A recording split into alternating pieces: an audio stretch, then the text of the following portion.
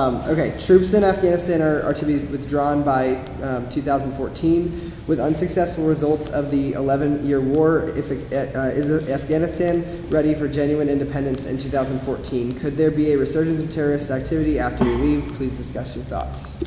Well, if I could just go ahead and start.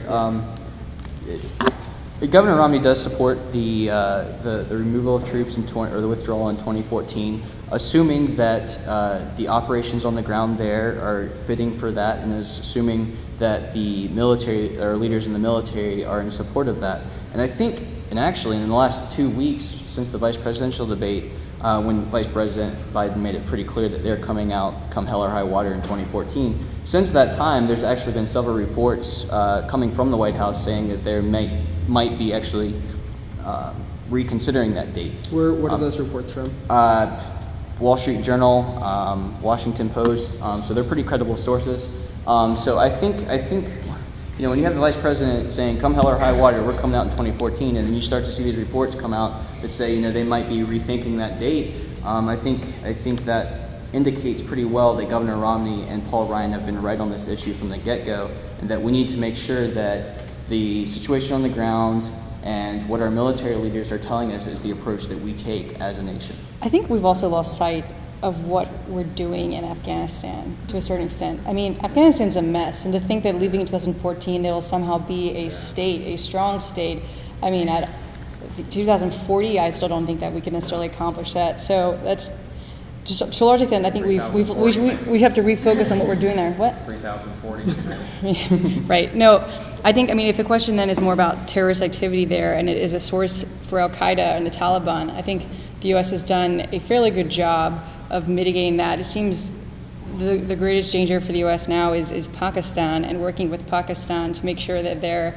ISI intelligence forces and their military are on our side and working with us, and they've been able to do that, and it's just in the past, like in the Swat Valley among others, but to a large extent, I mean, it's been a very hot and cold, tricky relationship. Why is Pakistan so upset at us? I think that it's pretty obvious that they don't like that we're, it's even starting to get in the news now that we've been having a lot of drone strikes that have killed a lot of people in Pakistan. Yeah. And I think that all we've done, well, I don't question going into Afghanistan in the first place. That's a very obvious act of self-defense. But I think staying there and shooting a lot of people has not made many friends in the area. And I think shooting people in Pakistan hasn't made very many friends. And I think, really, honestly, the best thing we can do is just ignore our sunk costs and get out of there and stop making people hate us. And that is why the president remains committed to ending all the troops in 2014. We have trained 350. I really feel like there's a... All right, that's why the president's committed to the withdrawal date in 2014, along with our 49 allies in the region. We have trained 315,000 Afghans successfully. It is time for Afghans to do the job. And I just want to say one thing. First off, it's going to save $800 billion. And like I said, we're still coming out of the recession. We need the money. And also, I just want to say, for Governor Romney, I know he's really focused on making sure that people take responsibility for their lives and are less dependent on government. It's time for Afghans to take responsibility for their country, to be less dependent on our government, and for us to lead. If we say we set a timetable, that's going to incentivize the Afghan people to get ready and be prepared. Okay. There we go. And then, yes. Okay, well, first of all, just like what I was saying with Syria, Afghanistan and Pakistan is such a nuanced issue that it's very difficult. I mean, you can't even make a blanket statement like Pakistan feels this way because, the ISI gets like every single tape of every drone strike that occurs. So it's definitely happening, with their knowledge. And I think even their limited control of their own regions is something that continues to frustrate them. Going back to the question itself, I think to just blanketly say unsuccessful results, I think not only does that need to be more specifically defined, but also needs to be countered a little bit. I think the ANA has shown, particularly in some regions of the country, to really have found its own niche, and they're well-trained, inspired soldiers who are ready to sort of fight for their own country. against the Taliban. However, yeah, overall there is still a ton of corruption. The Taliban is still prevalent in the region. Extremism definitely still exists. Green and blue attacks continue, particularly with the Afghan local police working with special forces units. And I think because of all of this, I definitely think that we will be pulling out in 2014. There will be certain units that will remain for advisory purposes, and I definitely think that drone strikes will continue. But I don't think that there's any serious consideration that whether you can fight over whether that's the best policy, but I think we will be pulling out because otherwise we're going into like the 6th Anglo-Afghan war.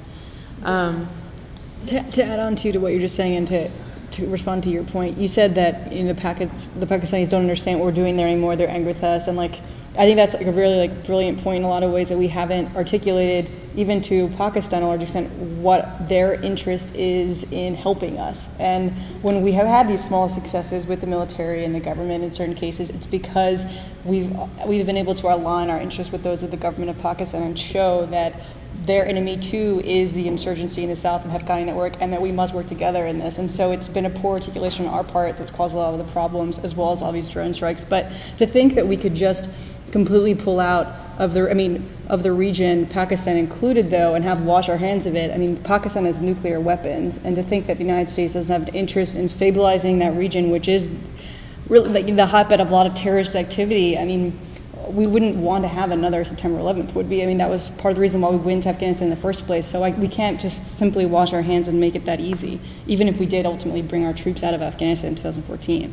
No, I don't think we'll ever be. Can I have Matt go? Yeah. Is that okay? Sorry, just go back a little bit. I just wanted to address what I was saying. Again, we hear this, 2014 we're coming out, but when there's already reports coming out that, the president and the White House are reconsidering that date, I find it interesting that you continue to say that. The other thing that I think that's important to note, and I think Paul Ryan did a really great job of explaining this in the vice presidential debate, and that's simply the fact that when you give a deadline set like that, you're basically telling your enemies, hey, they're leaving, we'll just wait till they leave and then we'll start attacking. And I think that's the wrong message that we want to be sending to our enemies. Secondly, I wanted to address the figure you just threw out of $800 billion a year, I believe it was, spent on this war. Heck, we've got a president in office right now who doesn't mind writing $800 billion checks at once through the stimulus package or through the Obamacare. So I think your claim that this annual cost of the war being too high is simply ridiculous. We have a president who has increased the debt more in 4 years than President Bush did in 8 years. We have a president who pledged to cut the deficit spending in half, and yet he's doubled it. And so I think your claim that we're spending too much in Afghanistan is simply unwarranted. Okay, you have 10 seconds, and then you get to sum it up, and then we're moving on. Okay. So I think that the president actually thinks that the main reason for the national deficit has been the two wars. And so if you see here on this graph, it's actually the two wars that have caused the deficit the most, not the president. So I just want to point that out, that the two wars and the Bush tax cuts are one of the main reasons why we have such a... all right. Just want to put that out there. So have the wars been a huge cost and added the national deficit? Absolutely. In I think in many people's view in hindsight were the two wars a mistake? Certainly the way in which we executed them and the manner in which we continued them, yes. And I think the important thing that we keep in mind here is that we can kind of sit here and abstractly talk about the cost of the war and this and that, which are important questions to enter to the national debate. But more importantly, we've lost thousands of lives. We have. In some ways helps those societies, in some ways added a lot more additional problems to those societies. And my biggest problem, and it was to some degree with the Bush administration, but I believe the Bush administration had a more clear reason for why we went into Afghanistan. My big problem with the Obama administration is President Obama never articulated what our end goal was in Afghanistan. If he believed that the end goal was to create a stable democracy, that's bullshit. There's no way that was going to happen.